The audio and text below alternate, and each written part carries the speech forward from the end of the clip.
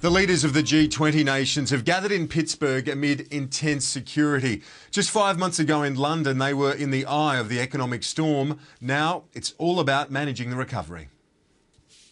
The G20 has emerged as a key body for economic cooperation. I have long argued that the G20 must remain an important body for strengthening the global economy into the future.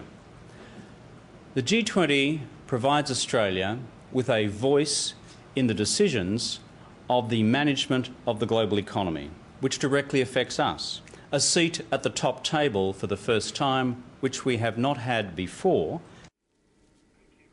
Sky News political editor David Spears is in Pittsburgh covering the G20 talks. I spoke to David a little earlier in the day. David, first of all, as expected, there have been violent clashes on the streets of Pittsburgh as the leaders arrived. Kieran, these types of protests have become a hallmark of G20 summits. We saw it in London 5 months ago, and we've seen it again today in Pittsburgh as the leaders arrived. About 2,000 protesters marched through the streets, largely peaceful, but a breakaway crowd of about 300 once they were dispersed by police. 300 remained there and then did turn violent, hurling bottles, rocks, bricks, sticks at police, and they met some return fire too from these heavily armed riot squads that have been patrolling the heart of the city, keeping a very close eye on these protesters. They sent in volleys of tear gas, a pepper spray type of substance, and that did eventually disperse the crowds. They'll be back again tomorrow, though, for the main opening of the G20. They'll hit the streets, and people have been bussed in from other cities here to Pittsburgh, and they'll be targeting what they see as the symbols of corporate greed at shop fronts like McDonald's, KFC, Starbucks and the like. So we are expecting more clashes tomorrow.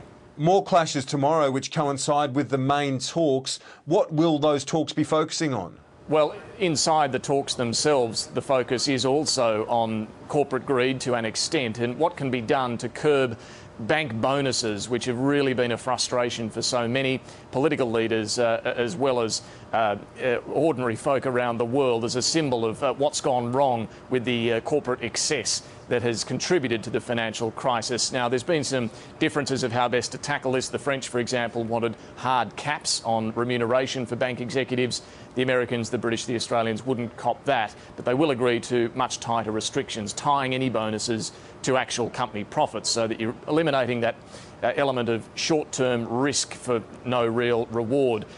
Kevin Rudd is also seeking what he's describing as a new global growth model. He outlined this in a speech here in Pittsburgh earlier in the day at the Carnegie Mellon University. What he's talking about here is getting away from debt-fueled consumption, which was also a big contributor, particularly right here in the United States, and finding a new model of global growth that doesn't rely as heavily on debt and easy finance, easy credit. So we'll see how he goes with that. But he's also keen to make the G20 the body, the preeminent body in world decision-making, particularly on the economy, but other areas like climate change as well.